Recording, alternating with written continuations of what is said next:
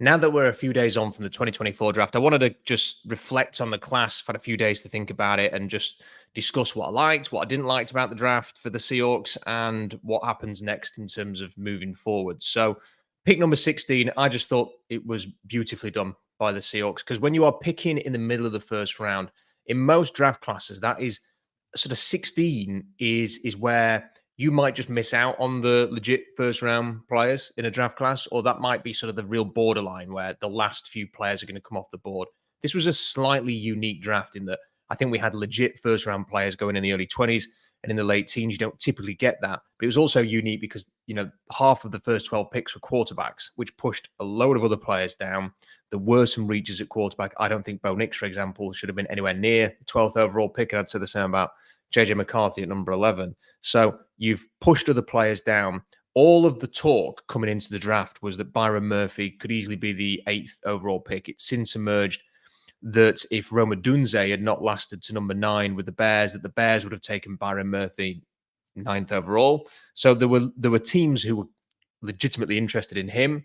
I was listening to Chris Ballard doing an interview on Pat McAfee this week. He said because of the run on the offensive players, there were a couple of defenders who thoroughly deserved to go in the top 10 that lasted to the mid-teens. And I'm pretty sure he was referring to the player that he took, Latu, the pass rusher, and Byron Murphy, who landed with the Seahawks. So just sort of being patient, sitting there, waiting for the player to come to you. It was a masterful decision by the Seahawks. Didn't panic, didn't try and move up to get Murphy or do anything else. They got a really good player. And this is, team building 101. I've been listening to a lot of Michael Lombardi over the last couple of weeks. I tend to sort of going into the draft, I find his insights quite useful because he's somebody who's been in the coalface, someone who's been a GM.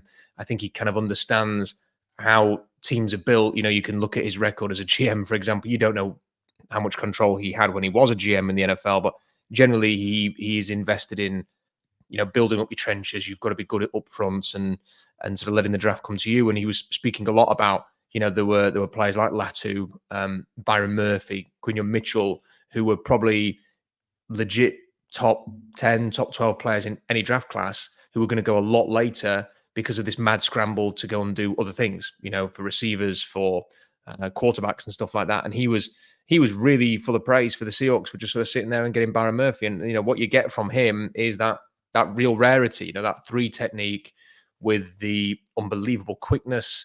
He ran a 1.69 as a 10-yard split. We always say that for edge rushers, anything in the 1.5s, you would kind of consider that to be an elite time.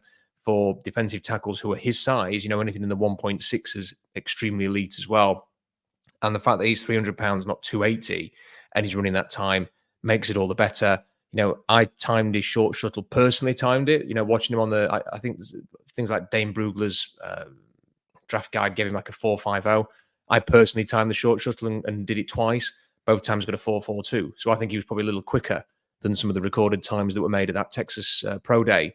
And, very explosive player, good bench reps, good vertical jump, good broad jump, the complete package. And you just have to look at the guy as well. And when John Schneider was asked, who does he remind you of? And he said, well, he's not Aaron Donald, but, look at him. The reason he's saying that is not to compare Aaron Donald, who was a very different player on tape at Pittsburgh going into the draft than Byron Murphy was. But in terms of physically, you kind of look at their frame, it's that sort of thick, real thick base of a lower body, which will enable him to anchor, which will enable him to control blocks, which will enable him not to be pushed around despite being slightly undersized. That's what sort of gives you that sort of base power. But then to combine that with a very athletic frame otherwise, to be very lean up top, to have that sort of quick twitch ability because he's not carrying a lot of bad weight, that's what you're looking for. And, what can he be at the next level? I don't, as I've said a few times on different streams and on the articles, he did not have sort of the quick swim rip move or just sort of that explosive first step at times to sort of penetrate a gap, get into the backfield and get those easy wins, those easy sacks that you would see like Kalijah Kancey or Jalen Carter get a year ago. He doesn't have that quite yet. I don't think there's any reason, given his testing, why he couldn't develop that. And maybe it's just a bit of a technique work. Maybe it's just the way he was used, perhaps, at Texas, because he did play some nose tackle as well as the 3, played across the line, that maybe they can find some ways to sort of get those easy wins for him. But the easy wins are something down the line. The fact is that you'll be able to chuck this guy on the field straight away. He'll be able to anchor.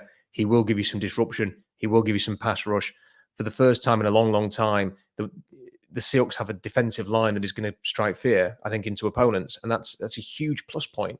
And I wrote about this week in terms of what is going to be Seattle's identity under Mike Macdonald. It could easily be defensive line, and how positive is that? To go and get Leonard Williams back in the building, and then to not just say that's us done. We've addressed that. We've spent a lot of money on him. We've got Jaron Reed, we've got Cam Young, got Draymond Jones, spent a lot of money on him as well. That's it. No, to go and get another player, to go and get another a high first round player, throw that guy into the mix as well. And I hope they don't. I've already been seeing whispers that, Brady Henderson was talking about this on 710. Are they going to cut Jaron Reed now and save some money? I wouldn't do that. Have the depth and the quality and the talent up front, rotate you guys in, stay fresh up front, have as many options as possible on that defensive line. Draymond Jones is the one that I'd be more inclined to move on from. I thought it was underwhelming last year. If you move him after the 1st of June, then you save $11.5 million. You need that kind of money. I'll probably talk about this a little bit later on, but if you can sort of shift his money into another player or another position, I don't think that would be the worst thing in the world. I'm not sure how he fits in this McDonald's system. Baltimore never had a player like him. I would be more minded to go down that road than moving Jaron Reed. But, we'll see what happens moving forward. But look, I thought the Byron Murphy pick was a home run pick, just sort of letting the draft come to you, not forcing the issue, not reaching for needs, just going, here is a rare 3 technique. They are very difficult to find in the first round. You've often scrambling around in the middle rounds, taking players on traits. Like look at the Falcons, they take Michael Penix at number 8. They trade up for Ruka, who has got all the traits. He's got everything that you look for in a very productive pro defensive tackle, but never really sort of put together the tape at Clemson to say, okay, I'm really investing in this guy. And they traded up. They had to trade up for someone with the traits of Rororo because they did not take Byron Murphy at number 8. Seahawks just let him, he just was on a plate for them. So great pick there. As a consequence of staying at 16, you then, you're at number 81, and Brady Henderson's talked about this, and I think it's sort of well known. Brock Hewitt was talking about it. Cooper Beebe was apparently the guy they were looking to trade up for. Haynes, Beebe, I had Beebe graded higher than Haynes. If you'd have said to me, are you really bothered about which one of these two guys you get? I would have said no. I'm not sure it would have been necessarily worth giving up a pick, let's say, to move up the 9 spots you would have needed to get Beebe versus Haynes. I think Haynes is a very adequate player at a vital need. He is somebody who is going to offer that aggression up front, that is not going to back down, maybe his upside is capped somewhat, but I'd say the same for Cooper Beebe. His upside might not be through the roof, but I think he's going to deliver consistent play. This is a player who has been healthy in his career, that is just going to go out there, generally get the job done. I don't think he's going to be a spectacular star guard that, within 3 years' time, we're all talking about, wow, the Seahawks have found the next Quentin Nelson. That's not who he is. But he's the kind of player, and this is kind of what I think you want from a guard, is someone that you don't really notice unless you're specifically talking about the Seahawks offensive line and saying, oh, yeah, Christian Haynes is doing a good job. That's it. I think he is somebody who, if you're talking about PFF, grades could be a sort of a 70 grade, by year 2, maybe 73, 74 by year 3, 75 by year 4. And if you can get that in round 3, I think that's a good pick. He's athletic. He wasn't the most explosive player, but it's just his attitude and everything. I think, you're going to get a very consistent player. That's the kind of player that you kind of want to get in round 3. Someone who can start quickly. I presume he's going to start at right guard. So I think in terms of those first 2 picks, absolutely no complaints whatsoever. I mean, you just, to go and bolster the trenches, it's what people like me have talked about for a long time, and a lot of other people, a lot of other Seahawks fans, a lot of other pundits. So you get your interior defensive lineman, interior offensive lineman, reinforce those trenches, get yourselves into a good position. I think, I would probably say both of those picks in terms of value and need, they're both A picks. They're both grade A picks. I thought that was a terrific start to the draft for the Seahawks, and 2 thumbs up for those 2 selections. It was day 3 that I had a bit of an issue with.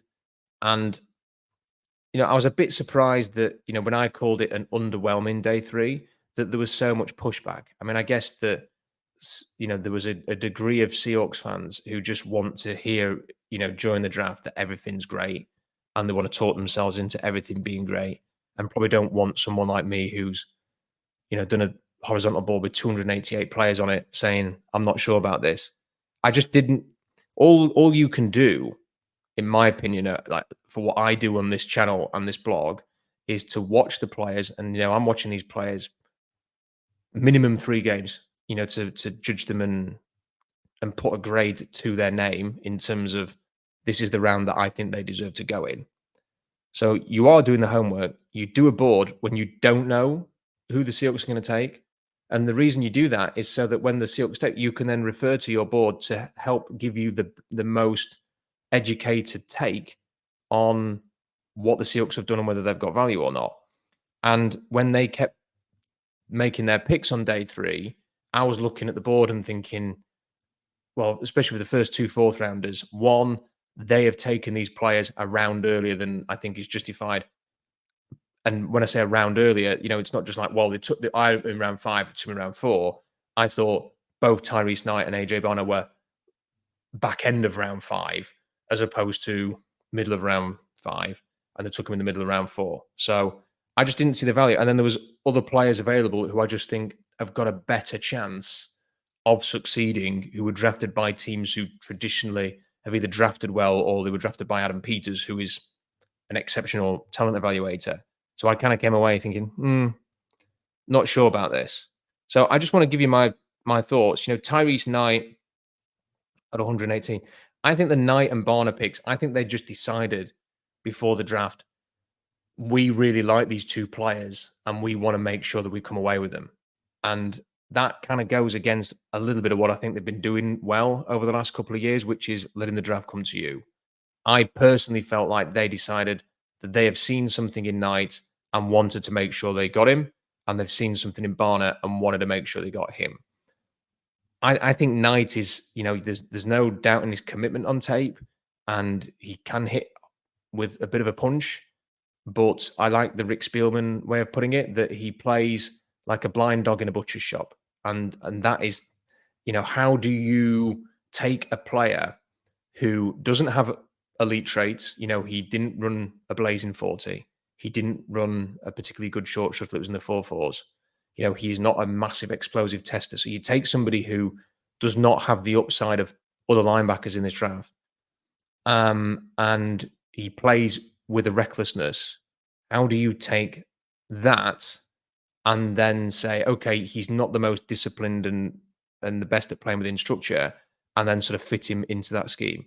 To me, because of perhaps that lack of athletic upside and traits, he is somebody who kind of just has to play with his hair on fire to get the most out of him. I think if you're making him think too much, is he going to have those difference making traits to then act upon what he sees, read and react, and make the plays? That'd be a little bit of a concern for me. And then 3 picks later, they took AJ Barner. And listen, I like everybody else, thoroughly enjoyed listening to AJ Barner's call and his media conference afterwards on the phone, because I can understand why the Seahawks wanted to bring him in terms of his personality, because he's very engaging, very committed. And, I can catch 10 passes if you want. I can block this gap if you see gap if you want. Great. The concern that I have a little bit with him is he's 250 pounds. So if you say that he's a blocking tight end, he's undersized for a blocking tight end. And then I heard 1 or 2 people go, yeah, but he could add 10 pounds. Well, he could do. I mean, it's not always that easy to just add 10 pounds. As someone who was, I'm not an NFL player, but as someone who was trained, um, quite a committed trainer over the last few years, it's not, it doesn't matter what you do, you can shape your diet. It's not always, some people just don't, it's not as easy to just gain 10 pounds of good weight. So I don't know whether he's going to be able to do that or not. I suspect, looking at his frame, that he could add weight. But let's just say he does add 10 pounds. The issue that I have is that he already ran a really bad 40 at 250 pounds. If you are going to make him heavier, that time isn't going to get any better. So has he actually, I mean, if you are slapping another 10 pounds of body weight on him, is he, yeah, may well be a reasonable functioning blocking tight end then at 260. But is he actually going to be able to be a threat in the passing game at all if he's already running a really slow 40 and then you put another 10 pounds on him? Like that was the thing for me, is that Will Disley ran a time similar to AJ Barner, and he was already 265 pounds. And Barner's running the Disley time at 250. And Disley had a good short shuttle. And if memory serves, I don't think Barner necessarily did. I mean, I need to go and check those. I shouldn't say that because I should just double check on Disley's short shuttle versus Barner's. Maybe they're more similar than I remember. I'm just, I am skeptical about his ability to do anything other than be a blocking tight end. And I'm sort of looking at those two picks and I'm thinking, okay, I probably had them sort of back end round 5. In fairness, it's not just me who thinks that. Consensus was that they were taken a bit earlier than they should have been. Brady Henderson was on 7:10. He said I think it was Brady Henderson, had spoken to someone at a different team. Where would you have taken Tyrese Knight? They said round 5 was probably the range where they were going to take him. And then I have a look at, the alternatives.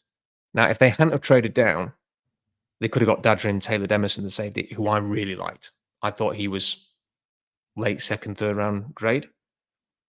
And listen, people go, well, he was there in round 4. Yeah, yeah. That's how it works sometimes. Teams could. I mean, it was put out there by Adam Schefter that there were 2 teams, Atlanta and I think Denver, who had late second round grades on Spencer Rattler, but they took quarterbacks in their first pick. Therefore, they're never going to take him. So the 2 teams who were most likely to take him they'd ruled themselves out. So then he ends up staying till round 5. That's how it works sometimes. There could have been teams that had the same high grade that I had and Taylor Demerson. Let's say Green Bay did, for example, but they take Javon Bullard. They don't need a safety. So then it goes on the back burner. So I think it's things like that that push players down. He was there at the top of round 4. Theo Johnson, I thought was, a very, very talented, major upside tight end, somebody who could eventually become a tight end 1. He was there at the start of round 4. And again, you've traded out of that range and you've taken even with AJ Barner instead. I found that a little bit difficult to deal with. And then having already trade down. So let's say, okay, you've traded down, you wanted that extra pick, you've took yourself out of contention for Taylor Demerson and Theo Johnson.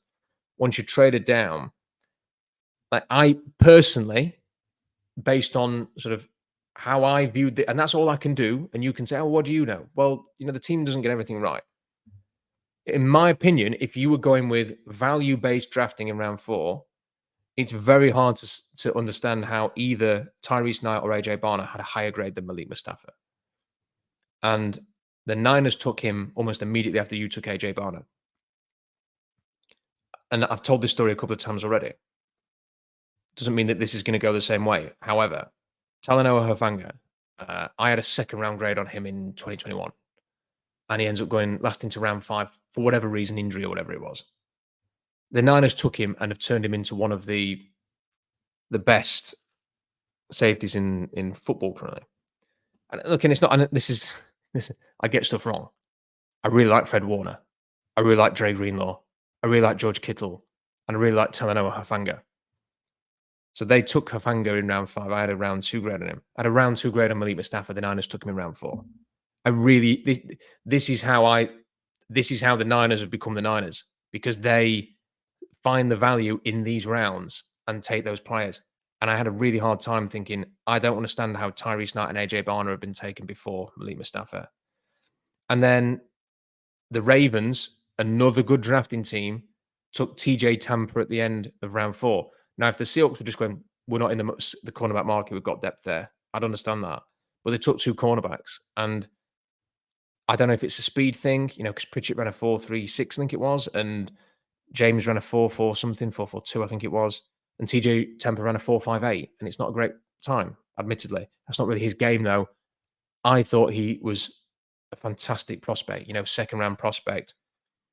if he'd gone to some other team other than the Ravens, I'd probably feel better about it.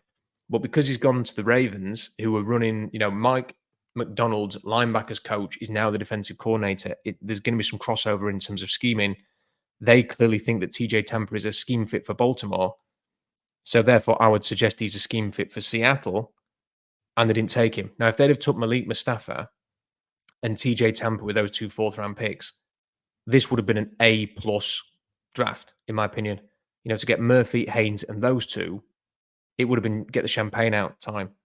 And it's because that value was there that I find it difficult to be anything other than underwhelmed with Tyrese Knight and AJ Barner, who I personally feel were reachers.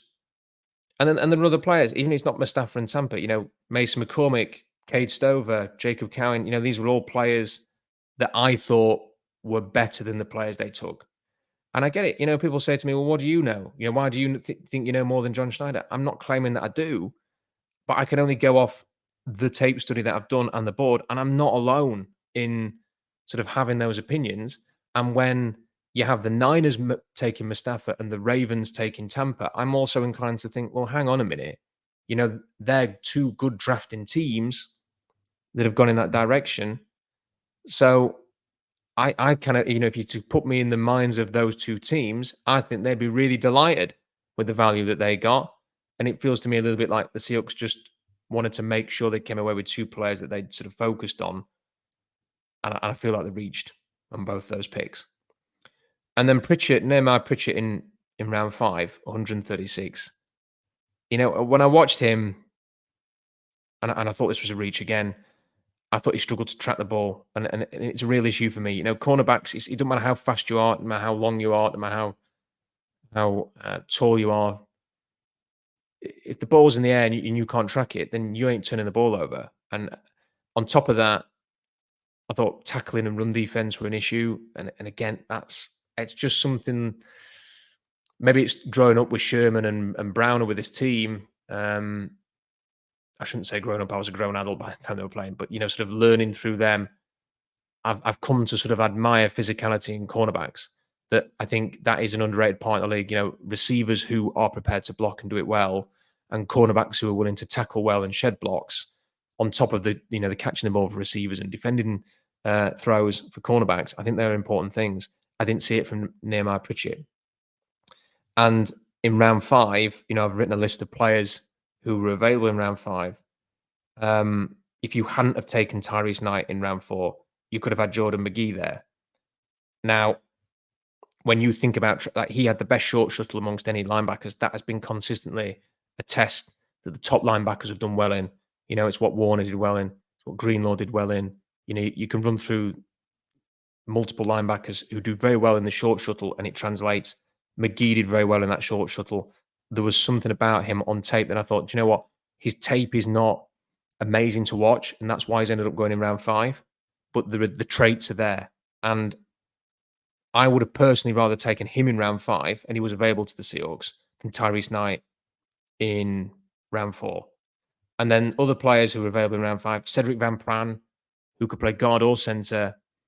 I think the Bills, by taking him, they could easily have a starting guard. In a couple of years, we won't be saying, how the hell did he last to round 5? Cam Hart was there, an alternative cornerback who I rated higher than Pritchett, considerably higher. And Brennan Jackson was there in that range, who's gone to the Rams. I think, terrific effort, pass rusher. And then a few more names. Dominic Hampton, who I loved at safety, was there. Kitten Oladapo, who I loved at safety, had 3rd-round grades on both of them. Edefwan Olafosio from Washington, older players, had some injury history, but I had a 4th-round grade on him, and he was there as well. Again, I'd have preferred him over Tyrese Knight. And Trevor Keegan, Michigan's left guard, who played over 40 games. I'm going to come back onto the offensive line in a bit, but if you've got a left guard there who's played over 40 games in an award-winning Michigan offensive line, I would have thought, why not take a shot on him? So I just thought there were so many better players than Nehemiah Pritchett, who I'd graded round 6, round 7, and they took him in round 5. So again, I can only sort of go with the value there. And then with the rest of their picks, I don't have an issue with. Lemaya, they took, I gave him a 6th, 7th round grade. They took him in round 6. He's not explosive. He's not long. he does play with an aggression, and that's good. And I get the sense that that mindset is what they're looking for with Huff and Grubb.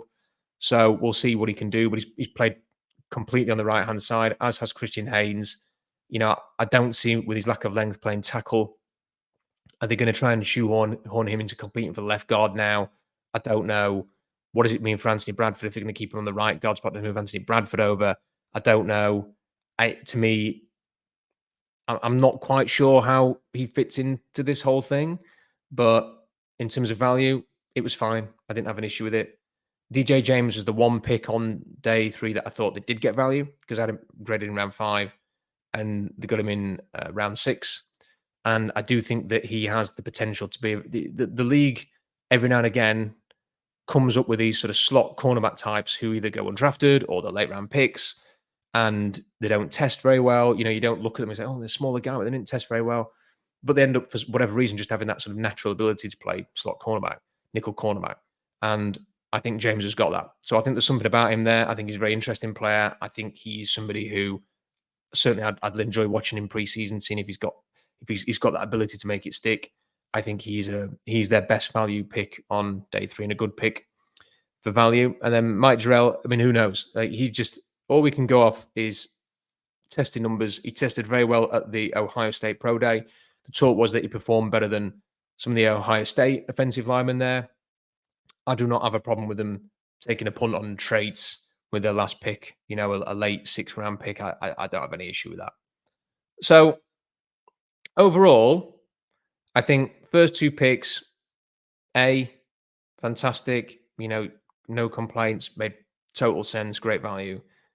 Day 3 picks, like I say, underwhelming. Personally feel like a bit of a missed opportunity to have a really loaded draft. Tough to sort of see some of, not either rival teams or teams that are consistently drafting well, getting what I would perceive to be value at certain positions. And that is a little bit, I must admit, I am a little bit disappointed by that. Because if it went Murphy, Haynes, Mustafa, Tampa, I mean, I think that could be, that'd give you the potential to have a sensational draft class, in my opinion. And given that you didn't have a 2nd round pick, I think you'd be sort of making up for it a bit there by having 2 players that I had graded in round 2, taken in round 4. But they went in a different direction. So it's up to them now to turn Tyrese Knight and AJ Barner into players that are far better, to make me eat my words, I suppose. And I hope I do. That now that they're on the roster, I hope they do well. Like, I'm not rooting against them to be proven right. I want them to both be fantastic players. I hope they go and have an amazing careers and have major impact. I'm not sure that it's going to happen. I kind of wonder whether they're just going to be guys who are, Tyrese Knight will kind of just be the new Ben Burke-Irvin, kind of just on the periphery of the roster. Hopefully can stay a bit healthier than BBK, but it's kind of what I think. And then with AJ Barner, I mean, if I had to project right now, probably not even half of what Colby Parkinson's going to be or was. So, yeah, I'm sorry. I'm not trying to be negative. I'm just telling you what I think of those 2 players. Where does it leave the Seahawks?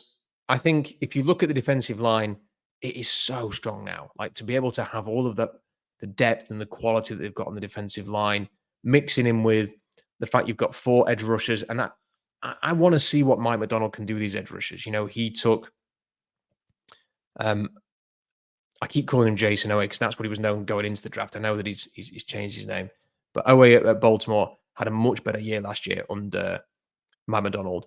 Clowney had a great year, his best year in a long time. Calvin Noy had a great year. He elevated the performance of those rushers. He is very creative and deceptive with what he does with his defensive linemen. Obviously, Justin Madubuike had a fantastic season as well, and that was a lot of manufactured pressure rather than just a winning easy. So, the sky is the limit. You kind of wonder what will Leonard Williams and Byron Murphy and Jaron Reed be able to do as interior linemen. What will those edge rushers be able to do? It's very exciting. So Seattle's kind of front 7, I think, could be aggressive, fast, productive, and the identity of this team. And that will enable the Seahawks to have a major step forward this year. If they can be brilliant on the defensive line, they will have a chance to win football games home and on the road. And I think it's extremely encouraging. And then when you look at the offense, the weapons, they haven't added really anything. They've added sort of kick return specialists, but obviously the targets that they've got at receiver, Noah Fant coming back, two talented running backs who hopefully can get back on track this year. New offensive staff who I've got some faith in. I think that that is very exciting, to see all of those parts. But then I think there are also a couple of concerns on the offense. The offensive line, to me, you look at the personnel that they've got, and even chucking Haynes into the mix, you just have to look at it and think that this isn't it. Laken Tomlinson, can he even play? At age 32, if he's your starting left guard, is he any good?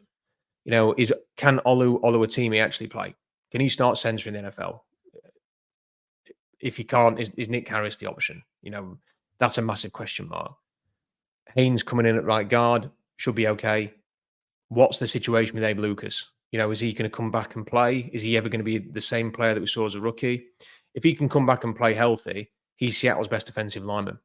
And it's not even that close for me. But how, can he come back? Can he stay back?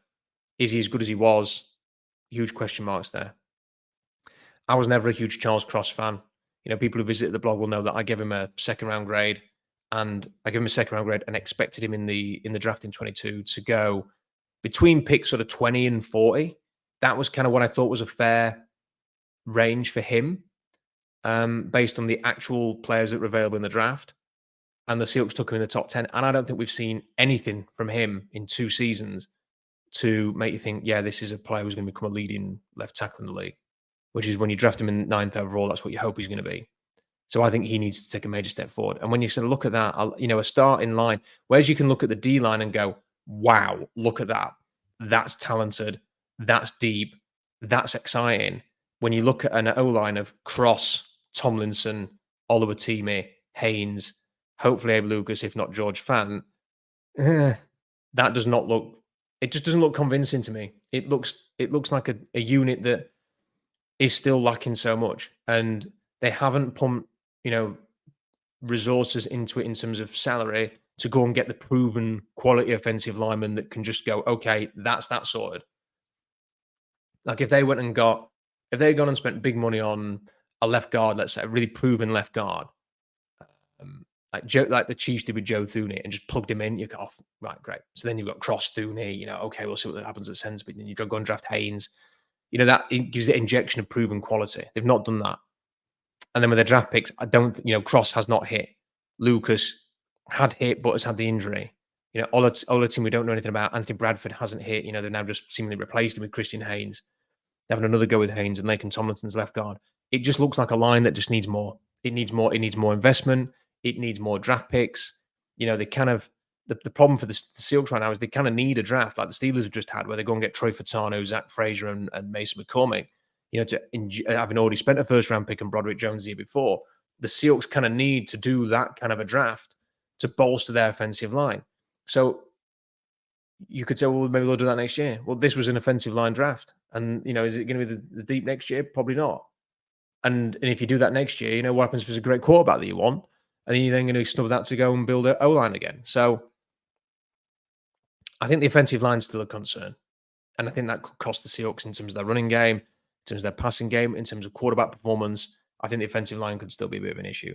And then there's the quarterback thing. And I wrote about this yesterday because, I think some people just think, oh, well, whatever, they've got Geno Smith and Sam Howell. And then other people go, they've not drafted one again. It's a major problem. And, they're extremes on this debate all across the board. I have sympathy for, Schneider. I think it is the one position. I think there's probably a couple of positions, and 3 techniques probably one of them. If you say, look, the Seahawks just need a great 3 technique, it's really hard to find those kind of players in the draft. You have to be really lucky, as the Seahawks were last week, with Byron Murphy falling to you. And equally, just saying, they need a great quarterback. They need to go and get the answer at quarterback. That's really hard because you either need to be picking. Like, look at Jaden Daniels. No one a year ago was thinking Jaden Daniels was going to be the 2nd overall pick. He has a great season, and then no one even assumes he's going to get past number 2. So you'd have to be, and the Commanders were never going to trade out of number 2, and the Bears are never going to trade out of number 1. So unless you're one of the 2 worst teams in the league, or you have a trade like the Bears had with the Panthers, you are not going to get even someone like Jaden Daniels. So how do you go and get towards those top quarterbacks coming out of college football unless you're picking very, very early? And as we saw with the Seahawks a year ago, 3 quarterbacks are off the board by number 5th pick. So, that even number 5 wasn't early enough for the Seahawks, and they looked out for that through the Russell Wilson trade. So it's actually really hard to get a good quarterback. Then you could trade up. Yeah, you can trade up, but you need someone to be able to be willing to trade down. Like the Vikings had 11, 23, and were reportedly, according to Schefter, I think it was, willing to trade their next year's first as well to go up to number 3 for Drake May. And the Patriots said no, because they also needed a quarterback. So you can have all the intention of trading up. If the team that you're trying to trade up with wants the player that you're after, tough tit. You're not going to get that player. So it's really hard to go and just say, okay. So when John Schneider is asked after the draft, what's your long-term plan at quarterback? And he goes, is that a serious question? I don't know. Absolutely, he doesn't know. How could he know? He could really like Quinn Ewers next year. Quinn Ewers could have a difficult year under the pressure of he's lost Adonai Mitchell and he's lost Xavier Worthy. He's lost an offensive lineman and the defense has regressed. Texas might not be good next year. And if they're not and it affects his performance, how could you say, well, we're going to draft him first in the first round? Like he might not even declare, he might transfer and go and play somewhere else because he's had a down year and has to repair his stock. Or he might get a great NIL offer and then not turn pro. Or alternatively, maybe he's fantastic next year, like plays like gangbusters, and he ends up going first, second, third overall, and you're not in that range to do that. So how can you even plan to go and draft somebody like that? I've got a long list of quarterbacks that I think there's some talent at quarterback in college football. I think the Missouri quarterback is a lot better than people give him credit for. I think people are focusing too much on Shadir Sanders, who quite frankly sounds like a bit of a nightmare. I mean, he's tweeting that his ex-teammates are mid, and his dad's saying he can only go to like a handful of teams. I think teams are going to run a mile from that guy unless things change between now and next year, because the headache is pretty obvious at this stage. You can't have your quarterback going on and slagging off ex-teammates. You can't have the dad saying, I'm going to decide where this player plays. I mean, how influential is prime time going to be if you draft his son? Like, you don't want him telling you how to do your job. So I think there's too much focus on, and there's not enough focus on the Ewers, the Missouri quarterback, Max Brosmer at Minnesota I've been talking about. Beck at Georgia is going to get a lot of attention. I think physically there's some limitations there, but a decent player, a fun player. I think he will only fit certain schemes. He's not got that sort of big rocket arm and mobility, but still, Carson Beck seems to be the one that people are sort of gravitating to at the moment. So there are quarterbacks out there. You cannot plan that any of these guys are going to be the answer today. You've got to wait and see. And for that reason, it's difficult to just say, well, the Seahawks need a franchise quarterback. They've got to go and get one.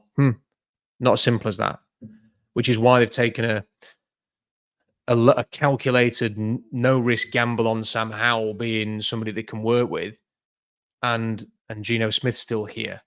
But the problem is that, and I wrote about this, like Geno Smith for me is never going to be so bad that you are going to end up in a position with a draft pick to draft a top quarterback. He's going to keep you sort of at a minimum level, but then, and that she's fine. But I don't think he's ever going to take you beyond that, to the sort of elite level either, which prevents you from sort of being a serious contender, because I don't think he's good enough for that. So it kind of keeps you somewhat stuck in the middle ground. And for that reason, I'd almost rather see Sam Howell next year, just because there's kind of a boom bust element there. Either he will play really well, you end up finding out he's the guy, and then you can just move forward with Sam Howell, or he crashes and burns and you end up with a high draft pick and you go and draft the future. But they ain't going to do that, because the GM wants to win now, the head coach wants to win now, ownership wants to win now. Therefore, they'll start the presumed better player, which is Geno Smith, and more experienced player in Geno Smith, and they'll go from there. So all saying that, and all sort of excuse making for them not drafting a quarterback. And I don't think the 2022 draft class was bad for quarterbacks. 2023, I don't think they were ever going to outbid David Tepper to get to number 1 overall. They had no chance of getting up to number 2. They took Stroud at number 2 anyway, Houston. And then number 3, again, I just don't know whether you could have done a deal there to get ahead. And I would have happily taken Anthony Richardson at number 5. I'm not sure I would have wanted to trade away all of the draft for Anthony Richardson to get up, 2 spots in a deal with the Cardinals. So I don't know if they've had options and then this year 6 quarterbacks in the first 12. So my gripe is not that the Seahawks have not found an answer in 3 drafts since trading Russell Wilson. My gripe with them is that I don't think they've taken enough shots. If Green Bay can take a shot on Michael Pratt in round 7, the Seahawks can take a shot on Michael Pratt at 207 instead of taking a tackle from Finley, in my opinion. If the Packers continue to take shots on late round guys, I'd like to see the Seahawks do a bit more of that. Just take some day 3 shots. They didn't even take Sam Howell, who they supposedly liked in the draft 2 years ago, when they could have had him in round 4. If you're not even prepared to do that, are you ever going to take a quarterback who is sort of round 3, round 4, round 5? Dubious at the moment. So that's sort of a bit of an issue there, but I also semi-understand it, and I understand it while acknowledging they've got to do something about it sooner rather than later. Anyway, what happens now very quickly? They don't have any cap space. There are still some very appealing players on the market. I would like to see them get creative to get all this nonsense about DK Metcalf getting traded. It ain't happening. That ain't happening. Just ignore all that. But I do think they could move Draymond Jones in a month and maybe chuck him somewhere for a late round pick just to save $11.5 million. And then, look, if someone forget Jamal Adams, for God's sake, Seahawks, just forget Jamal Adams. But if there was a chance, and I don't want to spend massive money at safety, but I think Justin Simmons is one of those players. He reminds me a bit of Tyrann Mathieu. The kind of player who I still think has got 2 or 3 really good years in him that can provide some intensity and leadership on the back end. And if you could come and bring him in, I think you could end up sort of capping off your defense with him, because then you'd have a very talented defensive front. I do like the linebackers more than some. You've got depth and talent at cornerback now. The one area that you sort of lack a really good player, Justin Simmons, and is at safety, and Justin Simmons could fill that hole. I don't know what he's asking for. He's still on the open market. I think if you could move Draymond Jones and bring him in, that'd be good. But I understand there's probably 31 other teams saying the same thing about Justin Simmons while ever he remains available. So I would consider that. There are some other pass rushers like Carl Lawson, I think would be worth bringing in just to sort of add to the competition if you can do that for training camp, let's say. Because Darrell Taylor has got to convince people. I don't think it should be assumed that he's going to be on the roster next year. So there's other moves you can make like that. But I do think I think teams will be patient. I was listening to Chris Ballard say this. They're going to be patient, in this period. There are veteran players, though, who can either provide value or can still really offer something, especially to the Seahawks when they haven't drafted a safety. Could they push the boat out and go and get Justin Simmons just to finish things off? That'd be exciting. That would be bold. That would be a team saying, we want to do something this year, I think. If they don't do that and bring back Jamal Adams, I'm going to facepalm the heck out of the next 3 months, because just move on. Just move on from that. Anyway, those are my thoughts. I am still recovering from illness, as you can probably tell from my croaky voice. Just about getting there. For those who might be wondering, my wife is on the road to recovery, I think, touch wood. She's back home. So that's good news as well. Let me know what you think about it. Let me know what you think about my thoughts. Keep it civil. I'm a bit bored of people just sort of saying silly things because I'm not that positive about the day 3 picks. But let me know what you think about the thoughts on the draft class and what they could do next in the comment section. Give the video a like. Always helps. SeahawksDraftBlog.com for more analysis. Make sure you subscribe to the channel. Interesting things coming this way over the next few months, even though the draft is out of the way. Make sure you subscribe. Until next time, bye for now.